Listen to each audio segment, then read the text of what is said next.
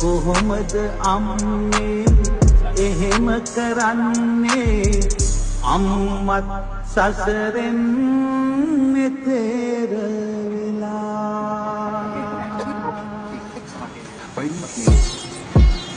සුවන් ඔබ තිබෙන අපිට දුකක් වැටෙන හැමතැන පුනරිත අලං ගන්න කියලා කිව්වා මගේ පුතේ උඹ මට මහ මෙරක් ඒ කියපු වචන වල තිබලපු අර්ථයක් එය තේරුම් ගිය යදි කාලයක් බෙරද අපසට යන අමට වදින්න බාරයක් මම පහරයක තිබෙනකන් හෙලුව අමගේ රසුල කඳුළු අපිට කන දිල ඇය අවසන්නේ කැඩේ බලන් වල තිබුණු ඔව් සිතුවේ ඇය අපිට ආදරෙන් තිලු එය තේරුම් ලති කොට කල්ගත වෙලා පසට යන්න බැරිලු වැරදි කොනේ යන විට මට පෙනුවේ හරිම කොනේ උණුහුම දුන්න හැම විට මට හැදුනක් මොන රෝගේ අතුලේ වින්ද හැමදෙම පෙන්නුවේ නැපිට ලෝකේ මේ අස්තික සමාජයේ ස්ථිර ආදරේ පෙන්නුවේ නුඹයි ඉසිසේ කකු ගැහෙනව හැදෙන පිටදී යම්මේ නුඹට ලෙඩක් මුළු ගෙදරම කාලේ නුඹට හැදුනම පොඩි ලෙඩක් ඒ නුඹ නැතිනම් මේ දරුවෝ කියන අපිට කොහෙද හිතක් ඒ එකපාරක් සිය පාරක් නෙවෙයි මම ආදරේ නුඹට දහස් වාරයක් කාලයක් හිටියා මටත් හරි